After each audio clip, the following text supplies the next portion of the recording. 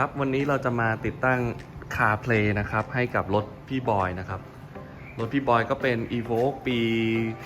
2012 นะครับเป็นรุ่น Dynamic นะครับ SD4 ที่พิเศษก็คือเบาะของพี่บอยเนี่ยเป็นเบาะ Bucket Seat นะครับ Sport Seat เท่เลยSport Seat เนี่ยมันจะได้ที่พักแขนเป็นสีแดงด้วยนะครับแล้วก็ตัวหนังตรงนี้ก็เป็นสีแดงจะลายไม่เหมือนกับธรรมดานะครับแต่ที่ผมงงของกับสปอร์ตซีทก็คือเวลาพับเบาะมาเนี่ยคือสวิตช์เลื่อนเบาะจะมาอยู่ด้านในนะครับปกติจะอยู่ตรงนี้เนาะอันนี้เวลาเลื่อนเสร็จปั๊บใครที่มีสปอร์ตซีทนะเลื่อนเบาะคือต้องเอื้อมมือไปเลื่อนข้างในนะครับโอเคของพี่บอยเนี่ยเป็นรุ่นที่มี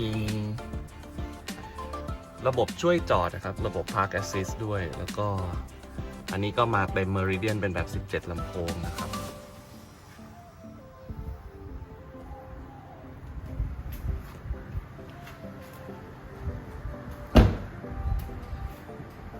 แม็กดำนะครับเปลี่ยนตัวโลโก้เป็นสีดำแล้ว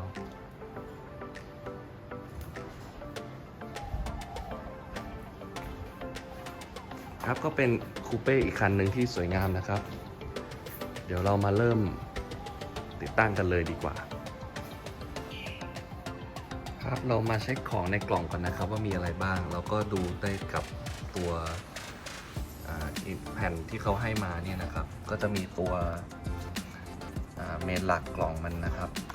QC Pass เดือน5วันที่ 28 ปีนี้นะครับก็จะมีสายไฟ power cable นะครับอันนี้เป็นตัว USB เอาไว้อัปเดตซอฟต์แวร์เสา Wi-Fi นะครับสำหรับ wireless Apple CarPlay จะมีสาย Y cable นะครับ16 พินอันนี้จะเป็นสายเข้าจอนะครับสายวิดีโออันนี้เป็นสายaudio นะครับ 3.5 มิลลิเมตรแล้วก็จะมี USB cable ครับอันนี้เป็นไมโครโฟนนะครับในกล่องก็จะมีเท่านี้ครับแล้วเราก็เวลาต่อเราก็ดูจากแผ่นนี้ได้เลยก่อนอื่นนะครับเราต้องถอดขั้วแบตเตอรี่ก่อนเพราะว่าเราจะทำงานเกี่ยวกับระบบไฟฟ้าของรถนะ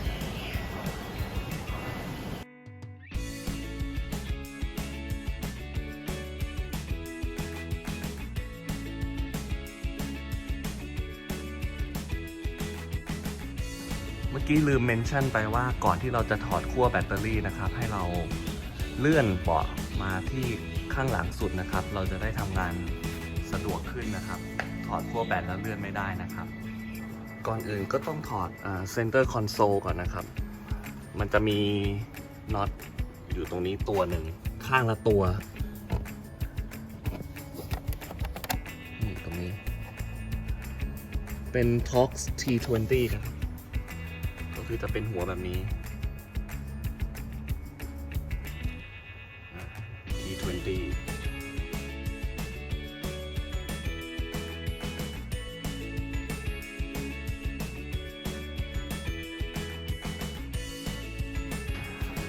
หลังจากนั้นนะครับวิธีถอดก็คือเราดึงขึ้นมาเลยจากตรงนี้แล้วจะมีปลั๊กที่ต้องถอด3ตัวนะครับซ้าย1ขวา1แล้วก็ตรงกลาง1ดึงขึ้นมาตรงๆเลยนะครับ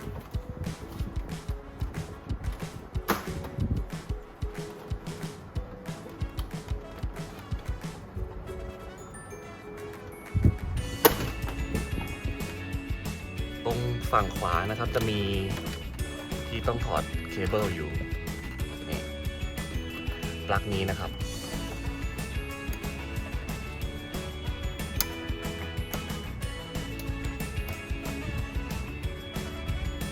กดตรงแถบนี้นะครับแล้วก็ดึงขึ้นมาตรงๆ ฝั่งซ้ายนะครับเราก็จะมีเคเบิลที่ต้องถอดก็คือตัวนี้นะครับ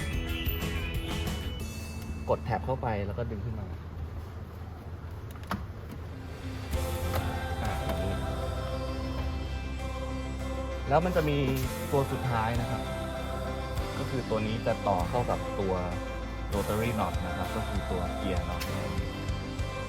เราต้องไปถอดจากข้างขวานะครับครับสำหรับปลั๊กตัวที่ 3 ของ Center Console นะครับถ้าเราดูทางใต้นี้เราจะเห็นจะมีพลาสติกสีแดงอยู่พลาสติกตัวนี้เป็นตัวล็อกไว้ไม่ให้มันหลุดเพราะว่าตัวนี้สำคัญตัวนี้เป็นเกียร์ selector ของเรานะครับให้เราดึงพลาสติกสีแดงลงมาแล้วค่อยถอดนะครับพอเราถอดเสร็จทั้ง3ปลั๊กแล้วนะครับตัว Center Console เนี่ยเราก็ดึงออกมาได้เลย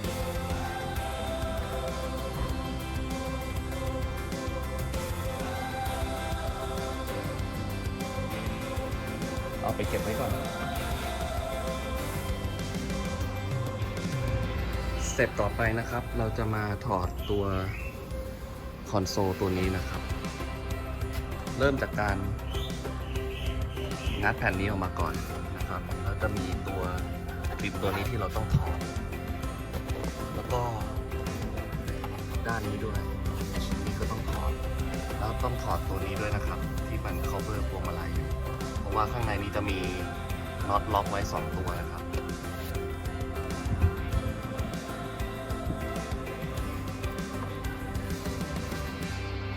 ติด masking tape ก่อนนะครับ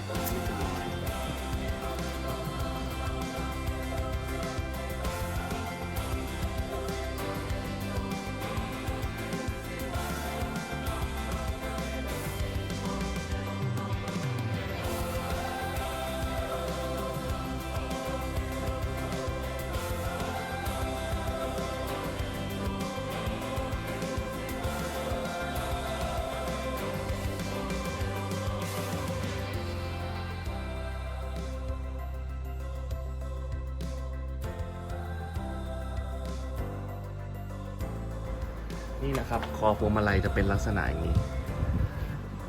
ก็คือพอเรางัดตัวชิ้นพลาสติกออกมาได้แล้วเนี่ยมันจะมีตัวคอหนังเนี่ยเราก็เอามือสอดเข้าไปข้างใต้แล้วก็ยกมันขึ้นมามันจะมีคลิปอยู่2คลิปนะครับสำหรับคอนโซลตัวนี้นะครับมันจะมีน็อตยึดอยู่8ตัวจะเป็นหัว Torx T30 นะครับ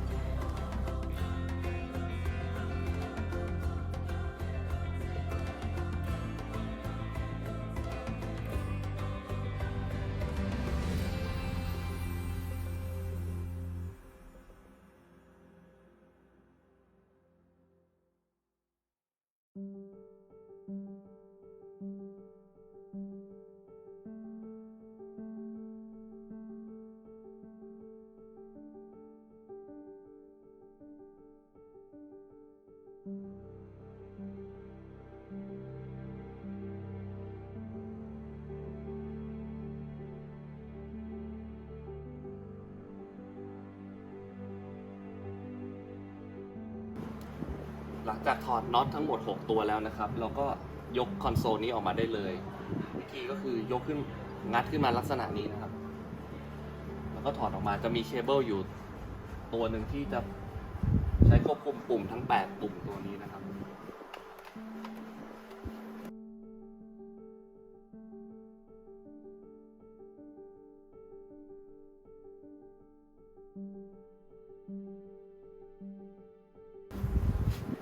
เสร็จแล้วเราก็ถอดจอนะครับจะมีน็อตอยู่4ตัวเป็น Torx T20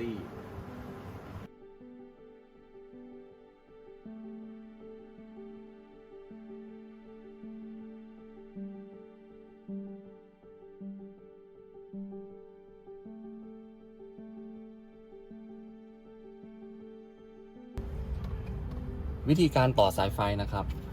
อันนี้จะเป็นปลั๊ก16พินของเดิมนะครับที่เราต่อเข้ากับจอเดิมของเราตัวนี้เราจะเอา Y cable เนี่ยมาอยู่ขั้นกลางนะครับแล้วก็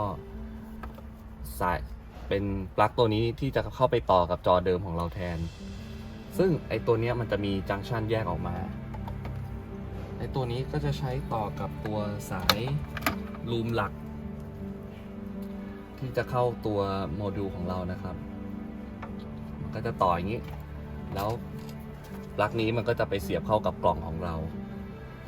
ส่วนสายปลั๊กสีฟ้านี้เราจะไม่ใช้แล้วปลั๊กตัวนี้เป็นตัวรับ Input มาจาก Navigation เราจะใช้สายนี้แทนนะครับสายนี้มันก็จะรับสัญญาณหน้าจอมาจากกล่องของเราอีกทีนะครับ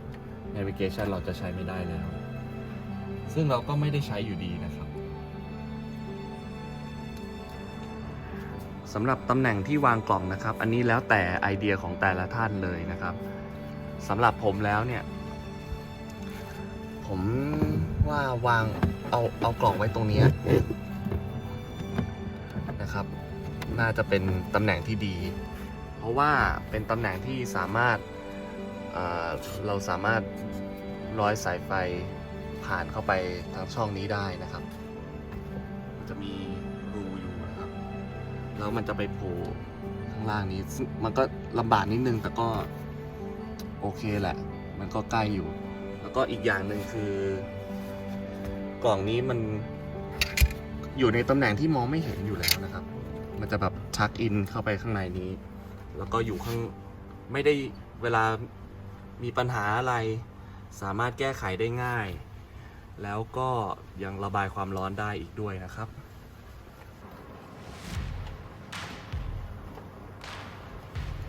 เก็บพวงมันให้เรียบร้อยนะครับ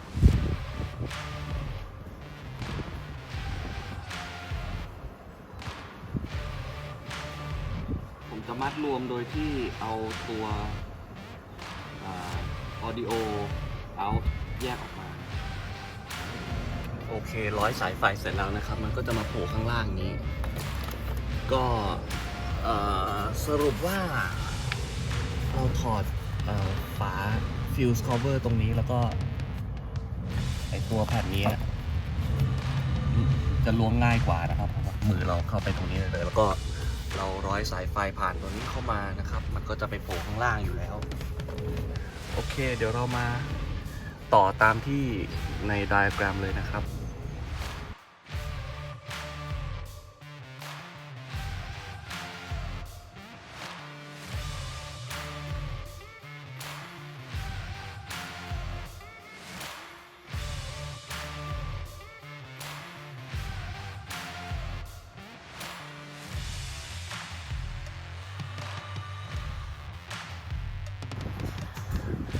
สาย audio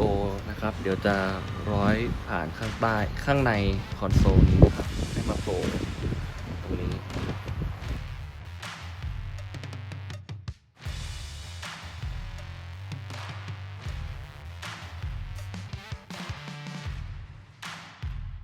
โอเคครับสายไฟที่เราโยงมาจากข้างบนนะครับก็จะมีตัวนี้กับตัวนี้นะครับแล้วก็ audio cable ที่เราร้อยเข้าไปตรงนี้นะครับเราก็จะมาต่อกับสายไฟหลักอย่างนี้แล้วก็สายไฟจอนะครับ LVDS out นะครับเราก็จะต่อตามไดอะแกรมตัวนี้เลย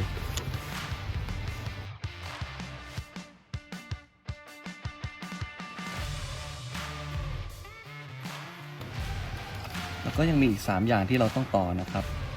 มีเสา Wi-Fi สาย USB แล้วก็ไมโครโฟนนะครับ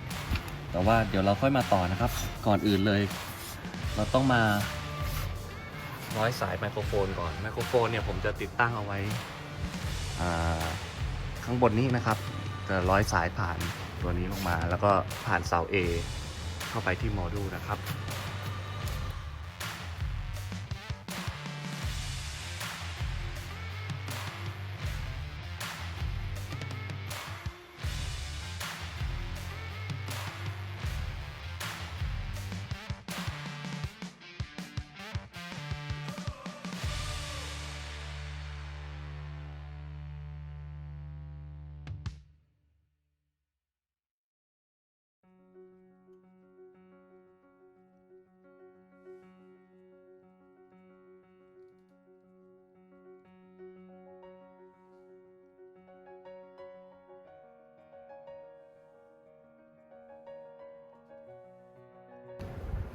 ตอนนี้ต่อสายไฟหมดแล้วนะครับ ทั้งไมโครโฟน USB cable แล้วก็ตัว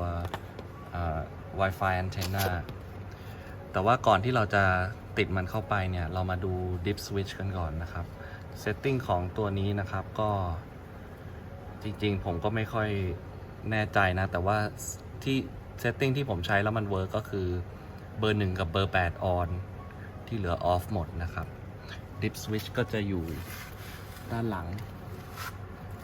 ตัวนี้นะครับ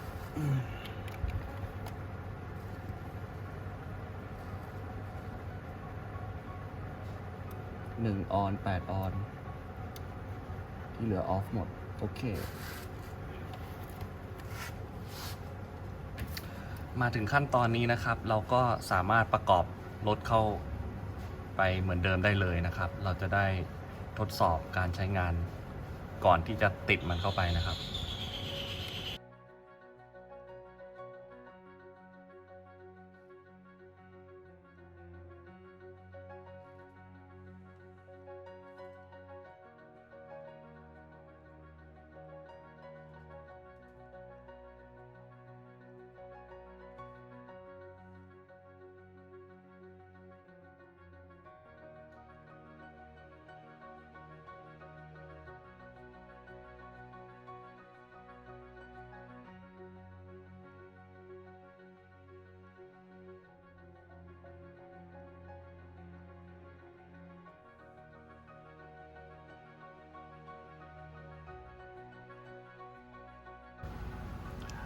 มาเสร็จแล้วเราก็มาลุ้นกันนะครับว่ามันจะใช้ได้ไหมโอเคบนจอไม่มีฟอลต์นะครับตัวนี้มาละโอเคตอนนี้เรายังไม่ได้ต่อ device นะครับมันก็เป็นอย่างนี้ระบบทุกอย่างเหมือนเดิมนะครับโอเคพอใจเสร็จแล้วก็มาเก็บงานนะครับประกอบทุกอย่างเข้าที่ให้เหมือนเดิมอย่าให้น็อตเหลือ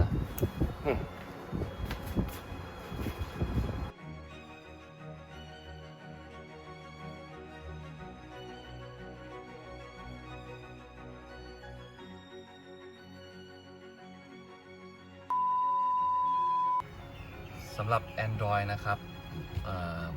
เมื่อเราต่อแล้วเนี่ยมันจะให้เราดาวน์โหลดแอปพลิเคชันสมมติเราเปิด YouTube ไหมครับลองเล่นสักอันนะเราต้องไปเปิดเสียงเป็นอันนี้ก่อน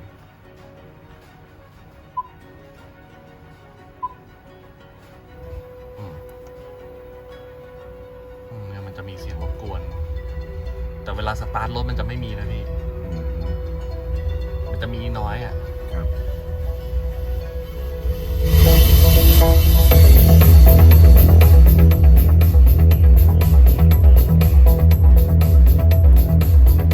แต่จอมันไม่เต็มเนาะจอไม่เต็มใช่เพราะว่านี่มันไม่เต็มมันจะก๊อปทุกอย่างลงไปบนนี้ทำไงให้นี่มันเต็มอ่ะพี่เต็มละ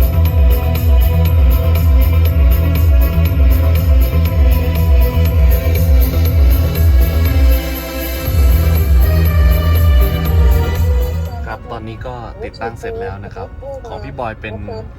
โทรศัพท์ Android นะครับก็ใช้ผ่านเคเบิลนะครับคือจริงๆมันควรจะต่อไวเลสได้แต่ว่าผมยังทำไม่เป็นพี่บอยก็บอกโอเคเดี๋ยวใช้เป็นแบบต่อสายไปก่อนก็ได้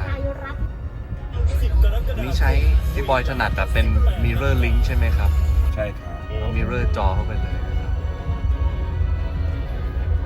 อันนี้ก็สบายแล้วเปิด Navigation ก็ได้หรือว่าจะเปิดบริษัทที่ชื่อว่าวิโตเรอสเม็กซิกานอสหรือเรียกกันว่าเปิด YouTube ก็ได้เปิดข่าวก็ได้